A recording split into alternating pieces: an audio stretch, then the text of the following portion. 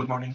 Uh, we have to do the practical session today. So first of all, you have to uh, download the R, which is like main programming language of our course. So in the Google, you just go to the Google, and here in the Google, you just write RStudio. When it's come, you just have to click on this one, which should be the posit one, and then you have to download first the R programming language, then RStudio, because RStudio works on R programming. So first you need R programming in your computer, then you can do RStudio. RStudio is basically the graphical interface of the R program. Otherwise, it's hard to code, and it's free, so you can use it. So first I'm going to do this R installation. So for example, you are using the window, so we're going to download for a window. So when you arrive here, here is the for now we just do the base because it's you are doing for the first time. So you're gonna click on the base and you download the latest version of the R here, and it will come to download. Since I already have it, so I'm not gonna download it, but you save and install it. Once it's finished the installation, then go back and also use RTools. So here you do RTool and the latest version of RTool. You can it will direct you here in this page, and here you do the RTool version. Okay, you also save this and install it. Okay, once you are done with the R programming installation, then you go again to the RStudio desktop. Here you download the RStudio. Just click and it comes, save it and install it. And okay, so here we can add like the commands that need to be directly executed, but here usually we see the output of your script. So here we don't start coding. We go to the file and we select a new file and we have to go to our script. Okay. So just click here and your script appears. Now this console will work as your output of your script. So for example, now we are start doing scripting here, and I'm just writing the first command, which I am using print. And in the print, you can actually write any string, and you go here and then just start the run. And here you see that we it's in the output. We have written hi. Okay, so this is your output. Your script here. Okay, so this script can be saved and can be used later. So for example, you go here and you save it to your directory wherever you want with any name. Okay, so then you can load on later. And now we just focus on the environment of the R. I want to tell you that there are three main things which you should focus. So first thing is this one script where you're gonna write your scripts. This is your output where you're gonna debug your codes, or if there is any problem, it's gonna tell you. And this is the environment. Here our variables are saved actually. So this environment tells you that which variable contain what value. So for example, I am here writing data, and I am using the sign. This actually you make this kind of arrow, which you are telling R that I want to assign something in my data variable. Okay, so I'm gonna say that, okay, assign from 1 to 10 values to the data. Okay, so you start run here, and you see that in the environment now you have data which save these 10 numbers. Okay, so these are actually matrices and the vectors here. So matrices and the vectors we're gonna discuss in our theory session. We are just here doing the practical session, so I'm just telling you the importance. Okay, so now my variable is saved. So I want to recall my variable from here. So what I do is that just I write the data here and run it. Okay, so here in the console, it's telling you that your data contains the numbers, which is from 1 to 10. Okay, so in this way, you are assigning your data to any variable. Okay, another thing is that also we can assign the file to the data, not just manually numbers, but you can say that we do assign sign. It can be presentable like this, or you can also use the equal one. So both are same. You can use either this arrow or this equal. So I'm giving you another example. So I'm using the equal sign. So for example, I want to assign any file to my variable data. Okay. So I'm going to give command. And sorry for this error because I think something wrong with my RStudio, but I hope you will not get this. So here you're going to write this. And one of the good part of this RStudio is that it's giving you the options already available. Okay. So you're going to do here. So I'm giving the command that file dot choose, because I want to choose the file. So here I do another 2 brackets and I'm gonna run it. Okay, so when you run it, there will be window pop up on your window, and you can select your file. For now in this recording, I don't think it's appearing here, but when I assign any file, it should come there. Okay, so for example, I am assigning this file, but this is actually XLS. So you have to see what is the extension of your file. For example, in Excel, you usually have 2 extensions. One is CSV and one is XLSX. Okay, so if your file contain any of this, you can mention your extension here. Okay, and then we start again the run. Sorry for the XLSX. Since my previous RStudio was giving a lot of errors, so I restarted. Maybe I was doing some work before, so it saved on some not in a good manner, so it was keep giving me error. So I restarted. Okay, so we were in the we have to assign any file to our data variable. Okay, so I write data and I give sign. You can write anything. It's not necessary for the data. You can write maybe cat or anything, or maybe dog. So it depends what you want to give. But always remember that it's better to use all the small letters of the alphabets, so you can recover it later easily. Okay, it's just a recommendation. So you have to. One of the good things, as I already told you, that in the RStudio, if you write the command, it will suggest you all the possible commands you can put in the R. Okay, so I just said read, and now it's giving me all these recommendations. So here, if I am using my XLS file, if I am using CSV, I can write this one, okay? Because this utils is the package actually. So I want to read the XLS, okay, file. So here I'm gonna use this package, read the XLS, okay? And then here, this is the package I recall, okay? So now I'm inside this package, I want to call the function, okay? So in the function, you say read, and it suggests you within this package, okay, read Excel package. So here you can select according to your format. For example, I have XLSX, so I'm gonna do this. I write file.choose, okay, so this one, and you run it, or by shortcut you can do like this. Press the control keyboard in your keyboard, press control button, keep it hold and press enter. So if I do, it's gonna run the command. So you see that here it's run the command. I don't think the prompt will be shown in the video recording, but I'm choosing any file, randomly any file from my folder. Okay, so here I choose just one file as example. Okay, so you see that here my dog variable is is stored in my environment. Okay, so in the environment, if you go there and if you click here, you will have like the proteins. Oh, sorry, you have the data. I have proteomics data, but this is not useful for us. Okay, so you will have your data, and these are your columns, and these are your rows. So for example, I am interested in the column names. So for example, I want to see that what type of proteins I have in my column. Okay, so what I'm going to say is that I give the command. I just write call, so it's suggesting all the call related commands. So in the calls, I want to know the name of the column names, okay, of the data. So I choose call names, and here I write my variable, which is called dog. Okay, so you run it. Okay, so these are all my columns. Okay, and these are all the proteins I have in my data. You could have anything like genes or whatever, but these are just column names. Okay, for my data, and these two are like metadata, and these are my proteomics data. Okay, so suppose now I want to see the numbers of my column, or the numbers of my samples. Okay, which is usually case in the omics. When you are putting the data, you should have the sample numbers and clinical variables, so it's easier to trace back. Okay, so instead of column name, I'm gonna write row names. Okay, and here I can use this command, and I do the same. Okay, so this row name is actually referring your row index, which is not your sample names. Okay, so I'm going to tell you that what is the row index. This is very necessary in the genomics when you are doing the differential analysis and other analysis. It is necessary that you put your genes in the row index, not in the columns. Okay, so row index are actually these index that represent your row numbers. Okay, you can also replace these names with your variables, but here if you don't put anything, it's gonna give you automatically the numbers. Okay, so right now is calling the row index, which we are seeing here from 1 to 86. If we go down, and you see that we have last row index 186. Okay, so now I want to see that, okay, my I want to see trace the column samples of my data. Okay, so now what I do is that row, I write this command this time because this contain the dot and this contain. Also, you can see each function's like description here. So I want to know that I have the data, okay, and I want to, sorry, you have to put the $sign to select any column. Okay, so you can specify that column by the $sign. Okay, in this way you select, but this is manually. So example, imagine that you have 10,000 genes, okay, or the proteins.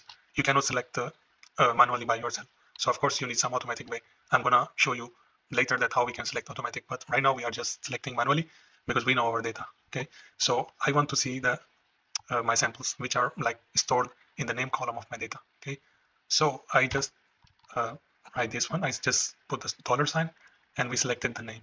Okay, to click here and run it. So here it's showing nothing. We can do this one. Okay, so we can simply do this, I guess. Okay, so this is working. So you put like a dog, a dollar, and name, and you see that all samples you have in your here you see. Okay, if you assign only the samples, okay, to any variable, so we write here the sample maybe and name is equal to and name. Okay, you run it. Now you see that in your environment we have one more variable which is called sample name, which contains only your information about your samples. Okay, no other expression. So in this way you can clean your data or isolate your information, then you say later supply to any algorithm. Okay, so for example, now I don't have to do this now. I just recall the sample names. Okay, and I saved in this variable. Okay, now I want to show you that now I isolated my sample names in another variable. So that means that I don't want this column here. Okay, so this column I don't want here anymore. So what I'm going to do is that I want to remove this column from my data. So how I'm going to do that is very simple. You can write your variable name, okay, and you assign it to your variable name. And for example, we don't do that. We can store it into some other variables. Okay, so maybe we say my data, and then we have to separate our rows and columns in different sections. Okay, so to divide those sections, you have to give the comma in the big rectangles. So this, you see that I did a comma. Okay, so this side of the comma represents your rows, and this side of your comma is representing your columns. Okay, so for example, I want to remove my column this time. Okay, I don't want to do anything with the row, so I leave it as a blank. So here I just say that minus first column, because here you see that your this column I don't want anymore in my data because I stored in another variable. So I want to remove my first column. Okay, so for that one, I do the remove of the first column, and I'm going to run it. And you see that here, my data is actually stored in the environment. But here you see that instead of 406 columns, we have 405 columns. Okay, I want to see it to make sure. So see that we don't have name column anymore. Okay, so here we have name, and here we don't have name. So in this way, we can remove any column. What if you want to combinedly remove the first 5 columns? Okay, so in this case, if you want to remove first 5 columns together, you can say that from 1 to 5. Okay, you run it again, and now you see that our columns reduce from 406 to 401. Okay, we check that all the first columns get removed, like 1, 2, 3, 4, 5, and it starts from here. Okay, so this first column removed. Okay, so it's just a removing of the column. So now I want to select only first 5 column. What I'm going to do is that I maybe use the same, but we are saying that selected columns, right? Selected columns. Okay? We're going to put the same command here because we are taking the values from the doc, which is original our data set. Okay, you can also select from the my data because it's already processed, but for now we want to take the data from doc. Okay, so I want to take the first 5 columns isolated from original data. So I remove the minus, I just write the column numbers. Okay, and here I run it. So we have another variable which called my data selected columns, and here you see that we only have the 5 columns, no other information. So this is useful to select only the clinical variables when your data have clinical variables and when your data have abundances or expressions. Okay, so in this case we are like doing this. Okay, so for example, here I just want to use one sample. Okay, I want to isolate one sample. So I write the one sample, but this represents your row number. Okay, so for example, in this case, I want to say that isolate the number 21 with the 5 columns. Okay, so here we come and we write the row index is 21 and we run it. Okay, so here you see that we have now a new variable which contains like the samples from 21 row. You have to confirm this one. So for example, you see the 21 row had CDI 270, and here you have CDI 270. So in this way, you can trace your samples and confirmation. So I give command that keep 5 columns first and only isolate the 21st row. Okay, so from the data. So here we have.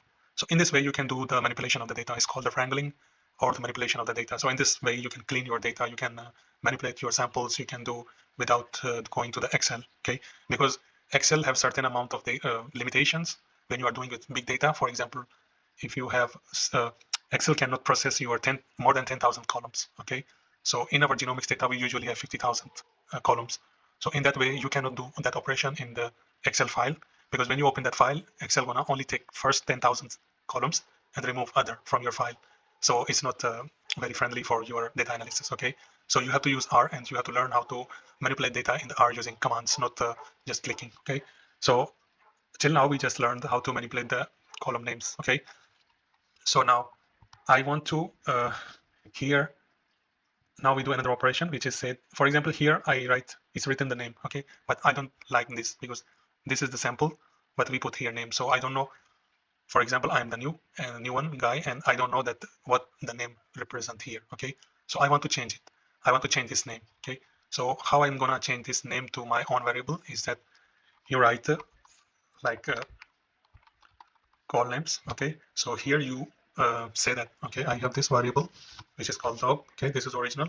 So here I want to, so here you have to specify your column number by rectangles. Okay, so you're gonna say that first column, because our name is exist on the first column. Okay, so here you existed, and to the string values, whenever you are using the string values, which means string values are your characters. Okay, beside anything numbers. Okay, so for example, here I want to say that instead of name I want to write the sample name. Okay, so here in the character I supplied that change the name of first column. I'm gonna run it, and I'm gonna verify, and here you see that your column names changed from name to sample name. Okay, so in this way you can replace your column names. Okay,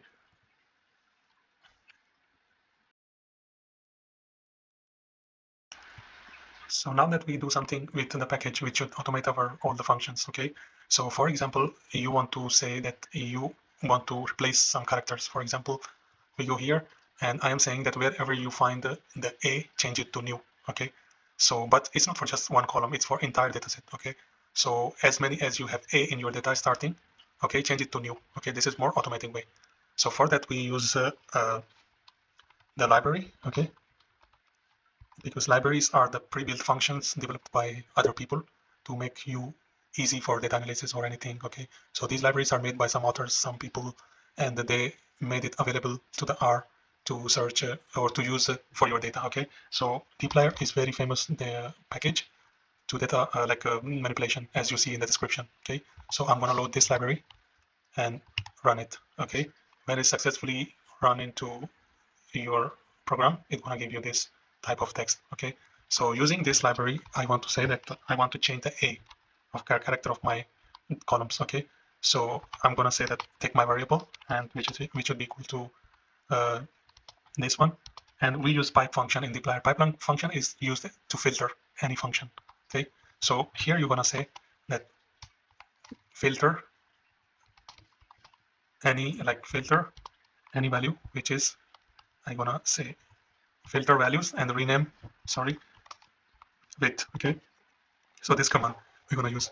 You don't have to remember all the commands because no one remember. Even I don't remember. It's been like 6 years. I worked in many places, many laboratories, but sometimes I forget the commands. So it's not necessary. But you think you have to know that how to select the function and how to use them. So you can find in Google or in generative models anywhere. Okay, so you just know that how you can apply any function, not to remember all the commands. Okay, so I'm saying that take the variable dog and filter it with filter any value and replace it with something I'm going to give now. Okay, so here I am using the tilde. Okay, this tilde is used when you are selecting all of your columns. Okay, so all columns should be subjected, not any particular column. Okay, so here I say that check in the subset of my subset. Okay, and do what is that I want to say that now search A. Okay, search A value and replace it with any, sorry, wherever you find the A, replace it with new. Okay, so here I'm gonna say, and I put for all. Here X means, as we discussed already in my theoretical class, that we put X variables. Okay, so you are saying that how many variables I have, put everywhere, wherever you find the A to new. Okay, so but it can be like all rows and all columns. So I have to specify that I want to do particularly for my columns. Okay, so I'm gonna put column here. You see that it's already suggesting me. So you're gonna say this one, and you say that I take columns which contains specifically A. Okay, so now I'm gonna run this, this code. Okay, you put here.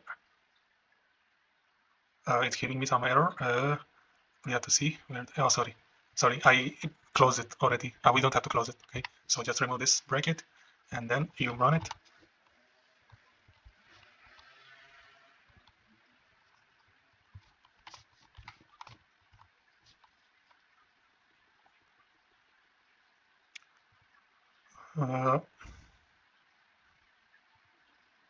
I have to search where I did some mistake.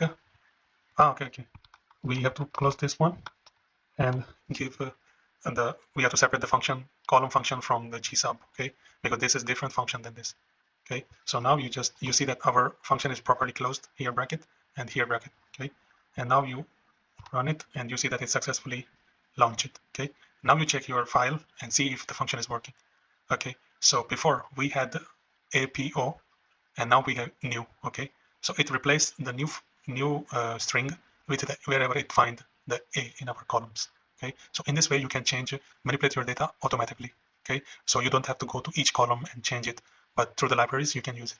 So on the later sessions, when I finish my linear regression topic, we're gonna run the linear regression model on the real data, and then you're gonna see that how it is working and what these automation tools help us to do our analysis very easy. Okay, so for now we are just learn this, and the last thing we're going to learn here is that you have to do a lot of practice first, and other thing is last thing we have to learn here is how to get this package. For example, I loaded this package because it was already there. Okay, but for you, when you install the new R programming, you will not have any libraries here. Okay, so there's a way from this, and you have to do this one. So you have to give the command install dot packages. It already give you. Okay, so if you install this one, and then you have to mention inside the brackets which library you want. For example, I have to install dplyr. Okay, so I do install packages and do the run. Okay, since I already installed it, so it's giving me error because it asked me to restart because it need to update it. Okay, so I'm doing no because I already have. But when you don't have the package, it should start installing it. And when it's done, you can recall this function by using library. Okay, so here you use the library, and you can use any function. If you want to see how many functions this library contain, you just write the dplyr, okay, and you give it 2 commands, okay, and these are all the functions this library contain. So this will be used in like the later on the analysis, for example, arranging columns kind of stuff, and all the total functions that library contains you will get here, and you can see that what this library can do. Okay, so but we will use, of course, not all but some. So when we start analysis, we're going to do this. So in the next I'm going to upload the theory of the linear regression, and then we move to the R again to perform the linear regression model. Okay, till that you have to install your R. If you have any problem, please go to Discord server, and in the coding help you have to paste your errors or whatever you are facing. We try to solve it. Okay, thank you so much for your attention.